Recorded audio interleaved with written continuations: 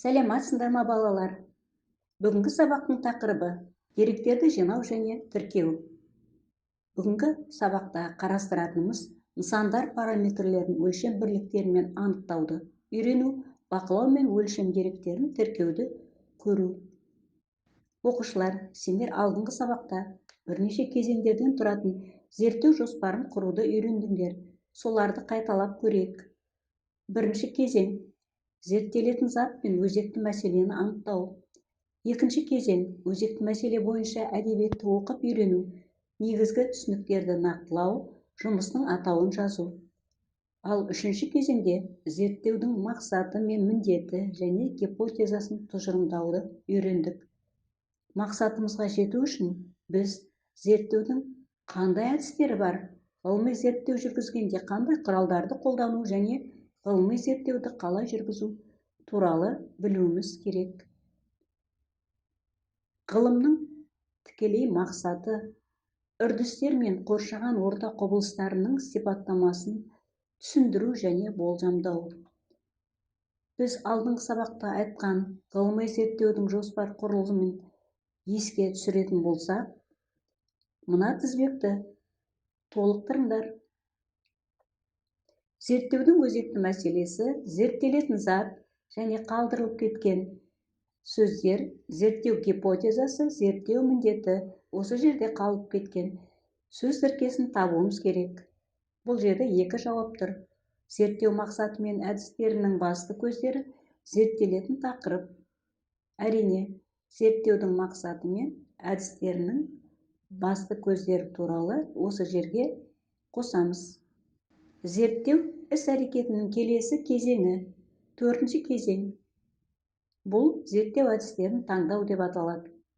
Өзекті материалдарды жинақтау, әртүрлі әдістердің арақатынасы зерттелетін құбылысты жан-жақты қарастыруға көмектеседі және алған нәтижелерді шынайы өзара тексеруді қамтамасыз етеді.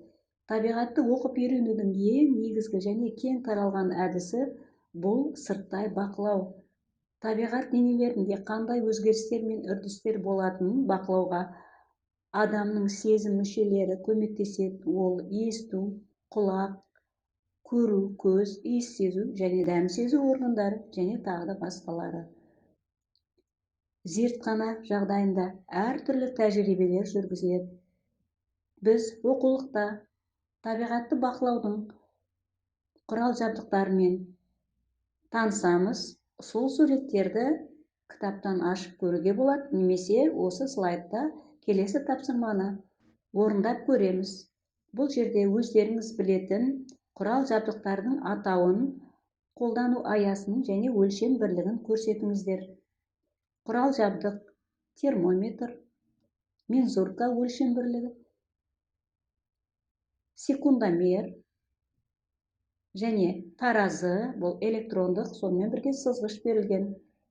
Бұл жерде жылу өлшейтін, көлемді өлшейтін, уақытты, массаны және ұзындықты өлшейтін құрал-жабдықтардың атауын, қолдану аясын және өлшем бірлігін жазып, кестеге толтырасыздар. Келесі слайдта сол кестеге толтырылған жауапты өздеріңді тексеру үшін қарап алуға болады.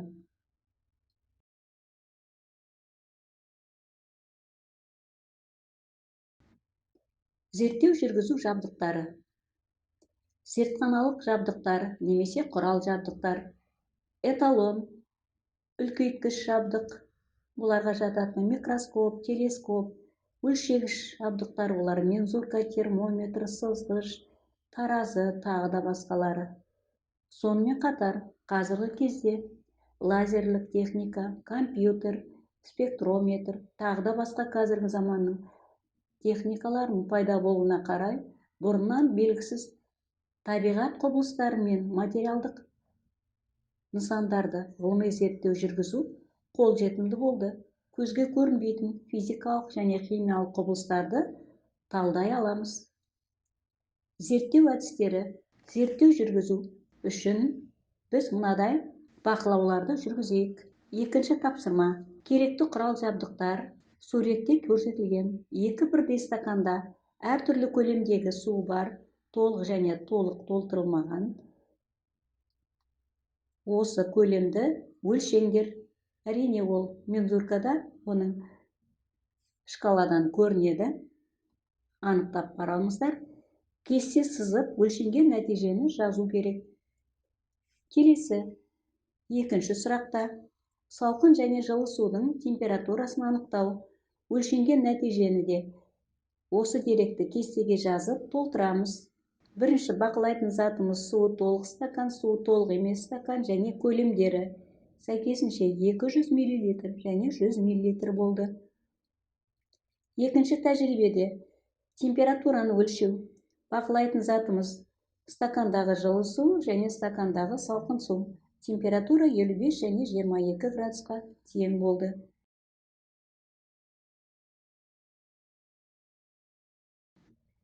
Негізгі бөлімде тақырыпты меңгеру үшін мынадай тапсырмалар беріледі. Төмендегі берілген шамаларға қандай өлшем бірліктері сәйкес келеді? Шамалары: ұзындық, масса, температура және жылдамдық. Ал оларға сәйкес өлшем бірліктері қандай? Дұрыс. Ұзындықтың өлшем бірлігі метр, массанікі килограмм, температура градус және жылдамдық метр бөлінген секунд.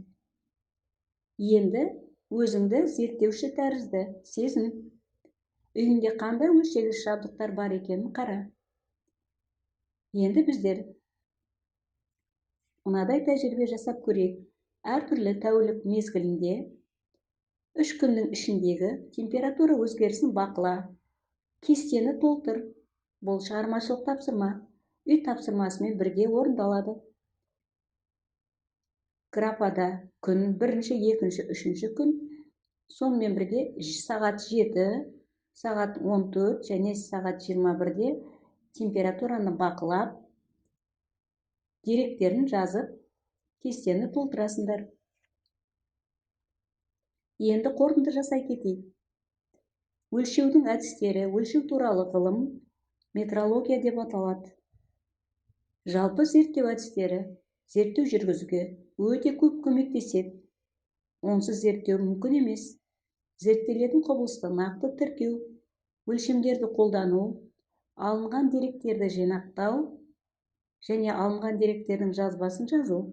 Бұл осы кезеңнің жасалатын жұмыстары.